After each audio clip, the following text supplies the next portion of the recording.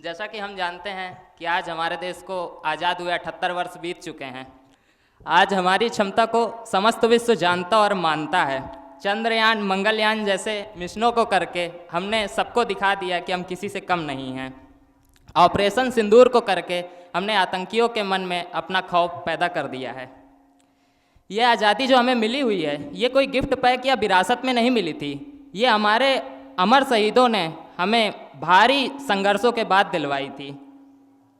जब 12-16 साल के बच्चे फांसी पर चढ़े थे, लाखों अनगिनत जिनके हम नाम भी नहीं जानते, उन्होंने लाखों यातनाएं सही, सहते सहते वीर गति को प्राप्त हो गए, किंतु कभी झुके नहीं। आज़ादी की भूख उन्होंने छोड़ी नहीं।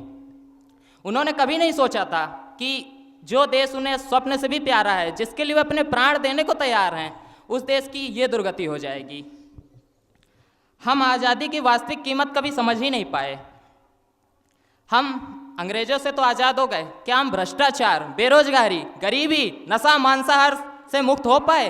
अभी भी नहीं हो पाए।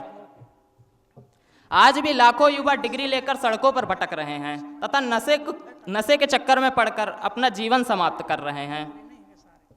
महंगाई ने तो कमर तोड़ के रखी है। सरकारें आती हैं, जाती हैं, वादे करती हैं, पर कभी पूरा नहीं करती।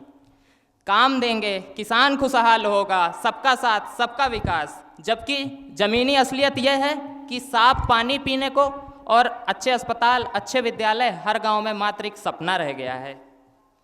जब देश का विद्यार्थी कड़ी मेहनत करके परीक्षा की तैयारी करता है, तो एक तो उसका परीक्षा सेंटर ही इतना दूर कर दिया जाता है, हजारों किलोमीटर दूर, और जब बेचारा किसी तरीके से वहाँ पहुँच जाए तो या तो एग्ज़ाम कैंसिल होता है या पेपर ही लीक हो जाता है।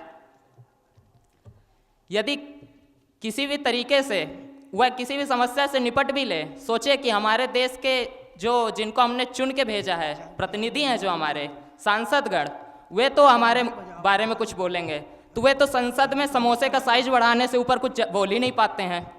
तो ऐसे देश का अब क्या होगा? इसके लिए हमें सोचने की आवश्यकता है।